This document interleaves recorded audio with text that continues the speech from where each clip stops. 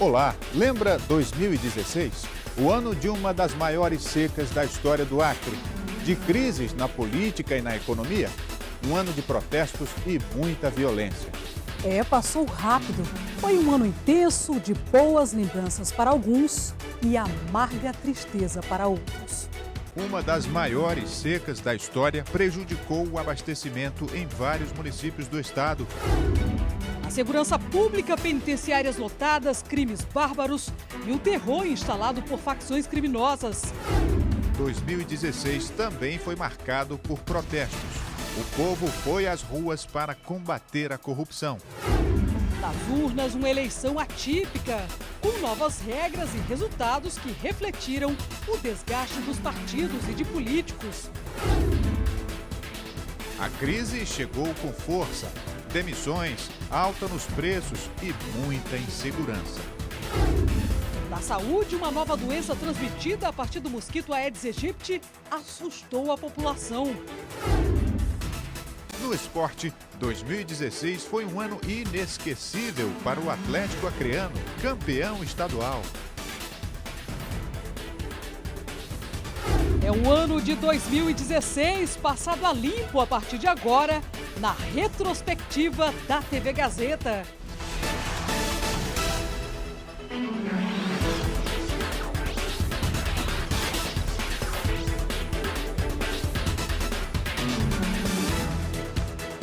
2016 ficará marcado na história do Acre.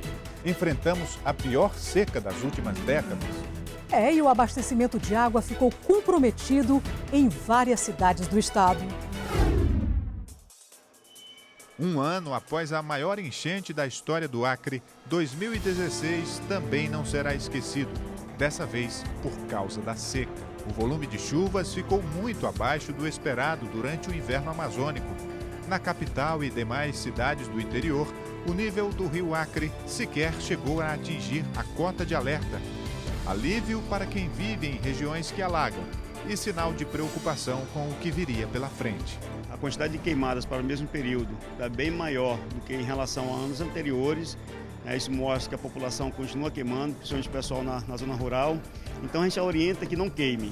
Queimar traz um problema grave, principalmente para a saúde da população mais idosa e para as crianças. Com a chegada do período de estiagem, o que era previsão começava a se concretizar. Dia após dia, o nível do rio Acre baixava de forma assustadora. Para enfrentar a seca, o governo do estado decretou situação de emergência. Técnicos da Agência Nacional de Águas vieram a Rio Branco e constataram a situação de perto. Visitas foram feitas à estação de captação de água e também foram até os pontos mais críticos do rio. Nós vamos produzir uma nota técnica na Agência Nacional de Águas o mais rápido possível. Acho que no início da semana que vem essa nota está pronta, com a estimativa de custo, com o apoio também do Departamento de Saneamento aqui do estado do Acre. No dia 29 de julho, vem a primeira marca histórica. A profundidade atinge 1,49 m, a menor dos últimos 45 anos. Aqui tivemos que descer da embarcação, uma embarcação simples, mas que nesse local, trecho aqui do rio Acre, não é possível passar. Tenente, parte do leito do rio Acre está nessas condições. Parte do leito, com certeza, está nessa situação. Nos meus 25 anos de serviço, eu nunca vi o nível de rio tão baixo. Você vê que uma embarcação dessa leve, nós temos que descer todo mundo do barco para nós podermos passar. Esse era apenas o início.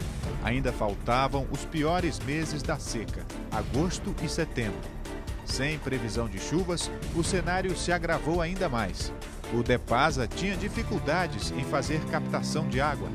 Muitos bairros ficaram desabastecidos e a população teve que enfrentar racionamento de água. O rio Acre amanheceu com 1,55 m nesta terça-feira, portanto se manteve estável. Essa já é a maior seca registrada para o mês de julho.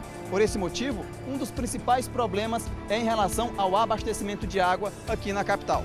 O Departamento de Saneamento do Acre, o DEPASA, realizou nesse final de semana uma obra emergencial que foi feita com a contenção de sacos de areia aqui na Torre da ETA 1 e o aprofundamento do canal de captação para reter um pouco mais do volume de água e assim não prejudicar o abastecimento em Rio Branco. Essa torre, por exemplo, capta 580 litros de água por segundo e abastece cerca de 40% da população da capital acreana. O próximo passo será também fazer uma migração de bombas sobreflutuantes na nossa ETA 1 para que a gente possa manter o mínimo de captação. Quanto nós vamos perder ainda é uma dúvida. A Crelândia foi o município mais castigado pela seca histórica. O principal reservatório da cidade praticamente secou. As imagens aéreas assustaram e trouxeram o contraste. A maior crise hídrica dos últimos tempos no local que mais concentra a água doce do planeta. O governo do estado já começou a bombear a água do açude que fica ao lado do açude principal, que dá para abastecer a Crelândia apenas por mais 2 dias. O problema do município é que o rio mais próximo da cidade, o Abunã, está a 17 quilômetros. Uma das saídas vai ser buscar a água que está represada nos açudes das propriedades vizinhas. O Departamento de Águas vai ter que buscar uma alternativa para que essa água chegue ao açude principal e só depois seja bombeado para as residências. Estou economizando o mais possível que posso. Quando eu vejo a torneira do vizinho dela derramando água, já vou lá e fecho o relógio, porque não pode estragar água de espécie nenhuma, né? Mas aí tem gente que às vezes deixa derramar água, e quando chega um ponto desse aí, ó, aí faz falta. A seca não deu trégua em setembro. Na capital, o nível do rio não parava de baixar e no dia 17 de setembro bateu mais um recorde. A profundidade chegou a 1,30 m, a menor já registrada nos últimos 45 anos. Até o último sábado, a menor cota registrada havia sido de 1,32 m no dia 12 de agosto. Desde então, o nível do rio oscilava. A Defesa Civil trabalha com uma cota ainda mais drástica, caso a previsão de estiagem prolongada se concretize, de 1,25 m. Enquanto isso, conclama a população a continuar economizando água. O clima seco, aliado à falta de consciência ambiental, fizeram o número de queimadas disparar em todo o estado. Os incêndios, na maioria das vezes, fugiam do controle. Na capital, as queimadas urbanas lideraram as ocorrências atendidas pelo Corpo de Bombeiros. A todo instante, equipes eram acionadas para combater as chamas nos mais diversos pontos da cidade. E mais uma vez, Rio Branco sofreu com a fumaça. Durante alguns dias, a capital amanheceu encoberta por uma grande camada de fumaça. A visibilidade, principalmente para os motoristas, foi afetada. As unidades de saúde ficaram lotadas. Crianças e idosos foram os mais afetados pela fumaça. O número de doenças respiratórias disparou. Em relação ao ano passado, houve um grande aumento, sim. E o que vem deixando as crianças mais que atinge a criança e os idosos é essas queimadas, né? Que a gente percebe que houve um aumento. Eu não quero que vocês queimem mais, eu fico doente. Diante do cenário de caos, uma das medidas anunciadas foi o endurecimento na punição de quem insistia em fazer queimadas. Além do aumento na fiscalização, o valor das multas ficou mais pesado e até mesmo prisões foram feitas no período mais crítico. 2016, o ano em que a natureza agonizou. Uma nova doença transmitida a partir do mosquito Aedes aegypti assustou o Brasil. O Zika vírus deixou muitas mulheres grávidas apreensivas. E como falar em 2016 e não citar as mortes de bebês na maternidade de Rio Branco, Bárbara Eliodora? Tarefa impossível. A maior maternidade pública do Acre ganhou os noticiários em 2016. O lugar que representa a vida se transformou em sinônimo de morte. Aconteceu de novo, 3 mortes são registradas na maternidade Bárbara Eliodora em menos de 24 horas. Várias mortes de bebês foram registradas ao longo do ano. Em menos de 24 horas, a maternidade chegou a registrar 3 óbitos. Na maioria das vezes, familiares acusaram a unidade de negligência médica. A questão do atendimento, que judiaram dela demais, deixaram ela sofrer demais. Entrou lá com o coração da neném batendo perfeitamente. Mesmo com as denúncias, os casos não paravam. Meninos e meninas continuavam a morrer na maternidade Bárbara Eliodora. Em maio, familiares fizeram um protesto em frente ao prédio. Eles cobravam providências e resposta das autoridades sobre as mortes que estavam acontecendo no local. E isso foi negligência médica. Isso não pode estar acontecendo com nossas crianças. E na sexta-feira, na quinta-feira morreu meu filho, na sexta-feira de manhã já morreu outra criança aí dentro, em menos de 24 horas, 2 crianças. Sabemos que não está em boas condições, precisamos que os políticos, né, que a gestão tenha uma atenção especial para a maternidade, que é um lugar de vida, não um lugar de morte. Uma nova doença transmitida pelo mosquito Aedes aegypti assustou o Brasil. O Zika vírus deixou muitas mulheres grávidas apreensivas. Nas farmácias, o repelente era o produto mais vendido. A maior preocupação de mulheres grávidas era até o 3º mês de gestação. Casos de microcefalia em bebês foram associados com o Zika vírus. No Acre, o primeiro caso confirmado da doença foi em fevereiro. Uma mulher grávida moradora da capital foi diagnosticada com o Zika vírus. Por conta da grande demanda, o resultado do exame só saiu depois de 4 meses de espera.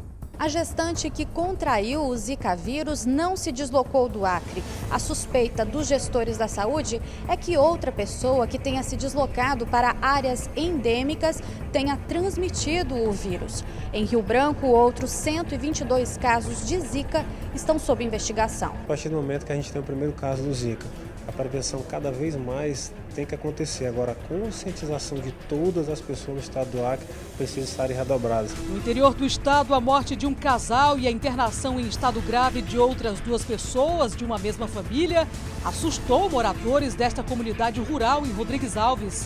Ao lado do rio Juruá, onde residia aqui nesta casa Francisco Maian e sua esposa Celiane, além de outros familiares. Até uma semana atrás, todos se encontravam reunidos aqui nesta casa, que agora está fechada, porque mais 2 pessoas encontram-se no hospital do Juruá e uma delas em estado grave. O doutor disse que provavelmente foi uma bactéria que eles pegaram. Agora só que aí a gente não sabe se...